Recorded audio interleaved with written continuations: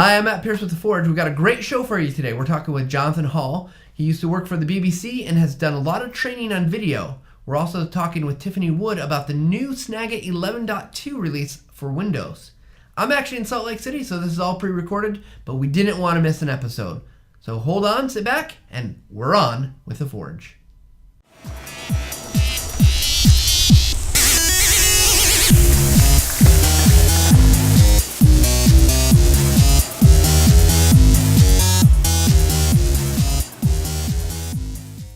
All right, before we get going, just remember, you can send us your feedback at theforge@techsmith.com.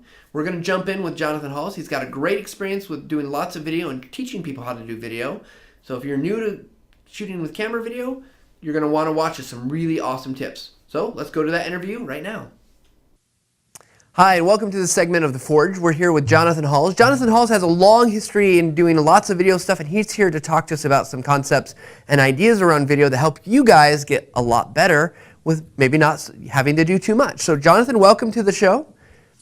Thanks, Matt. So Jonathan, just to help people, because they might not know who you are, but give us a little bit of your background and why are you here about talking about video? I like that. They may not know who I am. Sometimes I don't know who I am myself. You know, you have that morning wake up and you think, who am I? Well, actually, my story is a fairly, I guess, global story. I was born in Australia. I started my working career as a talk show host. Moved from Sydney to London, where I started working at the BBC as a trainer, and I was in the new media training unit. And by the way, before I moved to London, I did my bachelor's and master's in adult education. So I'm a trainer. I've been teaching broadcasting now for, 20 years? Actually, more than 20 years, but we'll keep it at 20 years. That sounds good. And I am a generalist because when I went to the BBC back in 1999, I actually started in the new media training unit, and I had a fantastic opportunity to be right there, have a ringside seat, and actually be with the people who were really making history in terms of the way that media and technology is changing our lives. And from there, as a media journalist, I ended up actually running the BBC's production training department, which is probably one of the biggest broadcast training facilities in Europe. And I was there for a few years there, and I just loved it to bits. I was in charge of all the BBC's television training, all the BBC's radio production training, and new media training. And so it was a big department. We had hundreds of courses, and they're being run for people inside and outside of the BBC. I left there, started my business, worked a lot with newspapers, making the transition from paper and ink to multimedia and digital. I worked with the World Association of Newspapers and their Newsplex. So I'm a media generalist. I've done video work, audio work, written work. I'm a journalist. I'm a trainer. Basically, I'm a schizophrenic. That's probably the best way. But I tell you something good about that, and I think I mentioned it when we first met in Tech Knowledge in San Jose. I went to Jefferson's house in Monticello recently, and I realized he too was doing all sorts of weird things. He was an inventor and all this. So I'm very happy with having a schizophrenic background. But Right. one of those schizophrenic areas that people are really interested in is learning how to make video and making it for the web, and that's where I've done a lot of work over the last 4 or 5 years since moving here to the United States for a lot of clients. So Jonathan, before we get into maybe some of the practical tips that you might have for us, because of your background in training and having done a lot of that, tell us a little bit. Let's talk a little bit about the effectiveness of video for learning, because I think there's a lot of question, and even though I see a lot more video than there used to be, it feels like that video is still trying to find its place in the learning space. Yeah, absolutely. I think video is a wonderful medium. And I actually say to people, 10, 20 years ago, if you did a train the trainer class, what you'd do is you'd learn how to use a flip chart. Okay? They told you what color felt tip pens to use and how to, move the pages over and all that. And by the way, I never followed any of that stuff. I actually think that the way things are now, that the new flip chart is video. Because we've got the technology, we can use little gadgets like this to create video for learning. And so therefore, instead of me drawing a diagram of how a factory machine works, I can actually show a video of how it works by taking my little cell phone or a flip style camera or even a nice big camera. I can shoot the machinations of these big machines. Even better still, I can use these shots to get close-ups. I can do kind of macro-style shots. I can pause them to show and explain what's going on. I can do slow motion to make it easier to understand. I can actually repeat them, the whole thing. So really, video gives us a lot of exciting opportunities that we've never really had. And it's a real danger to go into video thinking, wow, I can use video for anything. No, we need to come in and say, actually, I'm a learner, and I need to show this. What's the best method? Is it video? Is it audio? Is it text? And very often, if it's a visual, active learning process, if it's a psychomotor skill, video is going to be very powerful for that. Now, that's the learning side. There are other practical considerations. I've got a client wanted me to go and do a boot camp for her training team. And just phoned me a little while ago and said, Jonathan, they took away our travel budget. Can you do it via video? Well, all of a sudden, we're going to be doing a workshop via video. That means that not only do I not have to go through that horrible security process at the airport, but none of her 20 trainers have to do it either. So we've got all those other benefits, saving money, saving hassle, saving time, and so forth. But at the same time, it actually is a very useful tool for learning. And video is not always good for learning. We've got to be honest about it. Right. The reason more people watch CNN than C-SPAN is because CNN keeps changing the shot and makes it interesting. C-SPAN is boring. So if you're doing a lecture, if you're doing a seminar, and it's just one person talking on and on and on for a whole hour, you can be guaranteed that person is going to turn everyone off. Within a minute, that person will be thinking about where they're going to dinner that night. You know, I mean, that's how it works. You get turned off with that. So video is only good for psychomotor skills. It's good for what you guys do at TechSmith, for screen capture. You know, I want to show somebody how to use a software tool. Rather than explain it or do screenshots, I can actually go through the process. And I know for a fact it's easier for me to teach editing in the classroom than it is to write about it. And in fact, I've chosen not to write about it as much as possible. So that's video. It's great, but it's not always great. So I think there's a lot of good stuff for video and learning. Now, one of the things I think is interesting, and you've talked about this, and I want to dig into this, is you mentioned, you know, you can take kind of your video everywhere with you, right? I think a lot of people, you know, and I had this impression before I heard you speak at the conference that we met at, that, you know, like, wow, boy, go spend a couple $1,000s, get a good camera, do all this stuff, but one of the things that intrigued me is that you said, you know, you don't need to do that because you've got it right here, or you've got something that will probably be maybe a little bit better, but doesn't have to be expensive. So what are some of your thoughts about like using, you know, a mobile phone or a cheaper camera to get, like a flip cam to get video?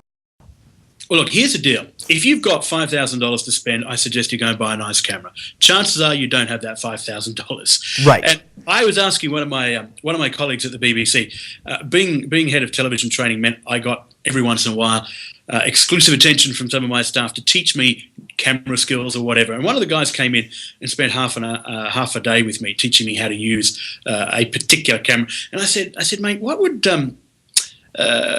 the difference between this camera, which was a lightweight camera, and a DSR 500 or whatever, the big Sony cameras? What's the difference on television? He said, well, you know what?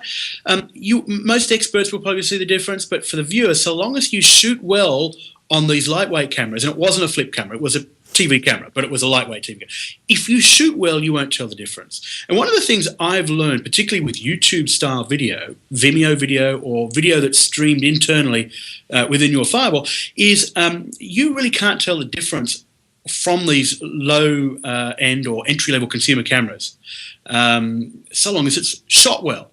Now, it won't look fantastic on television, but we know CNN now does interviews via Skype live on television. And it's a story that drives you through, but they do go through a process of making sure they don't look like amateur hour and they're not shaky cam. So what we know, the difference between a professional camera and a consumer camera, usually the professional cameras have got lots and lots of control. It's like driving a stick shift car. Okay, if you want the control, you've got all the control you need. Now, if you're a professional, you will not drive an automatic. You'll want the stick shift, because if you want to create that special effect, you want to do a pull focus, or you want to kind of do something artistic with your lighting, you really can't do it with that. But the bottom line is we're not doing art in learning video.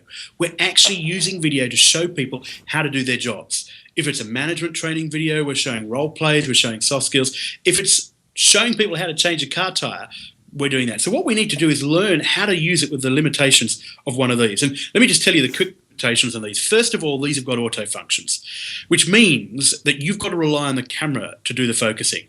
So the camera doesn't know who you want to focus on, only you do. And this is one of the problems. Likewise, it doesn't know what lighting you want and all that kind of stuff. So what I suggest is to get in the least amount of problems with one of these cameras is, first of all, you want to set it on wide. Never, ever use the zoom, because zoom is digital and it's just going to look dodgy. It's just dodgy. And if you use the zoom, usually the zoom is kind of on the screen, so you're kind of doing this while you're shooting it, so your camera's wobbling around and all this kind of stuff. But it just looks horrible. And zooming on low-end cameras is always going to be jerky, okay? A nice high-end camera, it's going to be a nice, smooth roll in. So what you want to do is set it on wide, and if you want a close-up, okay, you want to get real close, you actually move your camera up real close. If you want to get somebody speaking, put that camera in real close too, because it's got a built-in microphone, and built-in microphones are extraordinarily limiting. So the closer you get in, the easier it's going to be to get the sound that you want. Right, so, and I'm guessing with that, you probably want to be in a controlled area too. Outside is probably a no-no because if you're using a built-in mic. You get lots of wind and noise. Well, yeah, and I probably would say, rather than saying it's a no-no, I would say it's a high-risk environment. And just watch, because you can get away with it if you're careful. And maybe it means if you're in a street front, you might go and stand in an alcove so the wind is going by, and then you can get some shots. I mean, you know, there are little tricks and stuff like that, but you're absolutely right. Outside wind causes all sorts of problems. And we know that from talking on the cell phone. You know, when someone calls you and they're out there in a windy, you can't hardly understand a thing they say. So that's the other thing, and that's what I would say. Get in close, use your wide shot, make sure all the audio comes in close on it. And the other thing is, when you shoot, be really careful to hold it with both hands and put your elbows on the table like this so it's not going to wobble. Shaky cam is one of the first signs of amateurism. And I know some people like to do the artistic effect of shaky cam. That's all very nice for art, but we're not doing art. And I come from a family of arty-farty novelists, broadcasters, musicians, and so forth. And art, in my mind, is self-indulgent. We're not here for us. I'm not here to do self-expression. I'm here to help my learner learn. So don't do shaky cam. Hold it steady as much as you possibly can. So I'm guessing that then if you're not using a cell phone, which there are tripods and things that will hold cell phones, but if you're not, you should get a tripod, use it, monopod at least, correct? Yeah, absolutely. Hold it. And if you can't even do that, find something to put your elbow on when you're holding it. Right. But a tripod, or even those little sort of squiggly tripods you can buy at Best Buy, are perfect. So Jonathan, time is going quickly here, and I want to make sure, what other tips you have that would help someone, especially if they're new and they haven't done a lot of video? I love the elbow thing, because I don't always have a tripod with me. What other things would you say to our audience about how to get at least decent video for learning environments? Yeah, first of all, make sure the lighting is good. Really make sure the lighting is good. So you'll notice that, you know, we're talking via video conferencing here. I haven't got the window behind me. If I had the window behind me, it'd be brighter than me. Now, that might be good. I was once told I had the face for radio. But really, when you're shooting somebody, we want to see the eyes, because the eyes are, you know, the gateway to the soul and all that. But when we look at people, we look at their eyes. So make sure the light is beaming on them. Make sure it's not over them where it creates too many shadows in their eyes. But you want to have that kind of wraparound light. So fluorescent lights are pretty good like that. If you're shooting in an office environment with fluorescent lights, sometimes they will hum. And that's because they've got the old... and I can't think of the word off the top of my head, let's call it the little gadget. Right. Little gadget that turns it on, the starter or something like that. So most modern fluorescent lights won't hum, but watch out for those little hums. If you've got air conditioning in the background, that will also be accentuated. So I'd watch out for that. The other thing too is to make your video look good, don't just have one shot and hold it. If you've got somebody walking through a door, take 3 different shots from 3 different angles of that person walking through the door. A wide shot, a close-up, maybe a mid-shot, and then cut them together so it feels like a natural sequence. And if you're showing somebody some learning, think carefully about what are the visual steps they need to see. You know, when I was in London for my birthday, my wife gave me a a course in how to make pizza at the Camtasia cooking school. And so it's this Italian cooking school just around the corner from us in Marylebone. And there was about 20 of us in this class. And if you were not at the front and stuck up the back, you couldn't actually see the consistency they were talking about when you knead that dough. A camera is going to be able to come in right in and show people the fact that the dough doesn't stick to the finger so much when it gets to the point that you can start rolling it. So really think about what the visuals required are for the learner and then get in there and think about that. And remember, the eyes that your viewers have are actually your camera.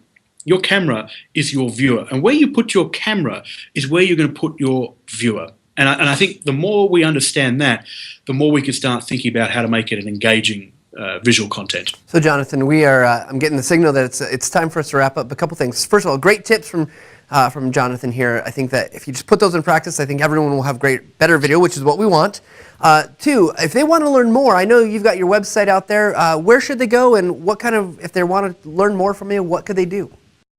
Well, of course, I'd love people to buy my book, which is published by ASTD, Rapid Video Development for Trainers. But I run workshops around the country, and I also work for clients who ask me, at the moment, the big thing is training departments are calling me and saying, hey, can you come in and teach our whole training department? Because I guess they see that video is a new flip chart. They know that skill. So I work with corporate clients, and we do a number of public programs which are on my website, and you can either talk to us about those here at the website, or even through the American Society for Training and Development, which actually runs our program. So they're probably the best bet. And by all means, drop me a line. I've got a monthly newsletter, and it's not really monthly. Sometimes it's 6 weeks, sometimes it's 4 weeks, depending on travel schedule. But if people want free tips, it's not advertising, it's just free tips. Go to my website and sign up. Fantastic. And we'll make sure we get links on the blog below our video here so you can go and check out what Jonathan's offering, get some tips, and get better at video. Jonathan, thank you so much for spending some time with us. And we're going to move on to our next segment. We'll be right back. All right, thanks to Jonathan Halls for spending some time talking with us about his experience working with video. Some really great tips in there. Now we're going to talk to Tiffany Wood, product manager for Snagit. There was a new release, Snagit 11.2 for the Windows side, and it's got some really great features that Tiffany's going to talk about. So let's go on to our interview. I am Tiffany Wood, and I have been here just over 7 years. I am a product manager here at TechSmith, and right now I'm responsible for Snagit, for Jing, for Screencast.com, and for some of our other cloud services. So I'm really fortunate to get to work on lots of interesting products and have a lot of great customers. Actually, it is amazing. If you can imagine a pie chart that has about 70 different colors in it, that's about the variety of the types of people we have that use Snagit. For those of you who might be familiar, we have a way for you to opt in and share your data with us. It's a TechSmith user data initiative, and it's really helpful for us to understand how people are actually using our product. And just this morning, I was taking a look at some of the statistics, and it's been pretty amazing. With Snagit 11, which was released last year in February, we've actually seen over 430 million captures taken. So that's a really exciting, stat for us to see. And we've seen the number of videos double, definitely, than before this version. And of all the captures taken, over 23% of them have been, at least one person has done a video. So that's been a pretty interesting stat for us to watch. We also try to make sure to use that data to improve things and kind of understand what our customers are doing. But we're so excited, and we thank you so much that you've had 430 million captures so far. So I'm really excited. We're getting ready to release 11.2, and that has a great update in it, and it is a redesign of one-click. So there might be some people who are familiar with Snagit. We had a one-click that existed, but it is nothing like the one-click you're going to see today. And what that does is it is a fun little tab that kind of pops in and out of your screen. You can place it anywhere that you want on your screen, and it allows you to quickly capture anything. So it's the fastest way to get to the big red button. For those of you who appreciate using the big red button, it also has access to your profiles, which are just basically shortcuts, things that'll save you time. And I think it's amazing how it changes how you actually can use Snagit. We've seen that with some of our early beta testers, and it's a great way to start a capture no matter what you're doing. You could be editing, you could be in a browser, you could be anywhere. And so we're really excited to hopefully even make it easier and faster for people to grab captures, because we know you're busy, we know you've got lots of other things to do, so this update is all about making it faster for you to get to Snagit. This was a great opportunity for us to learn some things from Snagit on Mac and bring it back to Windows. So that was definitely a driver. Snagit on Mac has a very similar interface and people love it. They find it really easy and really quick to incorporate into their day-to-day activities. So that was definitely a driver of this. We also have a ton of feedback from people who use Jing, and they really like the idea of that sort of sun always being around and the way in which they can work with our products. So those were kind of two of the reasons why we wanted to prioritize getting this change out to our Snagit and Windows customers as well. So what we're hoping, and what, I'd love to hear from people if this ends up being true or not, is that we really think that sometimes people just forget about Snagit, right? You go through your regular day, and maybe you always use Snagit when you want to add an image to a PowerPoint, for an example. But now, maybe you'll think, instead of writing that long email, I'll write an image this time, or I'll capture an image this time, or maybe I'll do a quick video. So one of the things we think it'll just kind of remind you, Snagit's always there and waiting, and we're hoping that people will continue to find more uses for it. We're also really hoping that people kind of reintroduce themselves to the idea of profiles and that quick time saver. You can automate a lot of things about your workflow, and this might be one of those nice reminders and a new way for you to interact with Snagit overall. So one of the things that we were hoping for is that people wouldn't be afraid to make a video, right? Like sometimes that sounds like a really looming thing and you need to be a fantastic video expert, or you have to love your voice, or you have to be, have a special set of skills. But as it turns out, you can just, invest 2 minutes and get a 2-minute video. And so what we're seeing is that people are becoming more and more comfortable, and the number of captures we're seeing that are video are increasing. We've got great examples of people using it just to share their knowledge internally. So they might be a subject matter expert. They do a quick video, they make it available for someone new who's starting, or put it on their wiki. We've seen people who are starting to use it as a way to prep for meetings. So you know how sometimes at the beginning of the meeting it's review. Now they're kind of flipping their meetings, like you hear about a popular trend in flipping education and flipping the classroom. So we've got a lot of people who are doing it sort of as a prep. And we have just a lot of people who appreciate the video as a way to communicate with distributed teams, right? Not everyone's as fortunate as we are to kind of sit in the same building and be able to chat with all of our teams. So it's been another great use we've seen of video from our Snagit customers. So I think there's a couple of things that we think is true about Snagit and what our customers have in fact told us when we ask that really brings them back to Snagit. One of the things that gets mentioned a lot is that it's just sort of a toolbox of things. It's not just about grabbing a screen. It's so much more than that. And I think people are trying to definitely maximize their investments and their time. And so having a single tool that can help you out in so many different scenarios and help you with much more than just capturing. So it's the combination of really easy to get whatever it is I need. It's quick to edit. I don't have to edit, and it's also really quick to share. We hear a ton of feedback about the idea that you don't even need to make a decision at the time. Sort of, we call that auto storing in the background. That's kind of the technical term. But it's this thing where I don't even have to think about it. I can just do what I'm going to do, and Snagit's there ready for you. And when you want to go back, we've already organized it for you automatically. And that's a handy tool. People are always looking at ways to be more efficient and have a better use of their time. I think the other thing that's been great and we have seen with this release is the combination of the video plus image plus text capture. So there's just some special things that you need to capture, and a single tool or a single image won't cut it. So I think it's kind of the combination of all the things that Snagit brings rather than any one feature, and that's what people have been mentioning to us, and that's what we continue to try to improve with each release.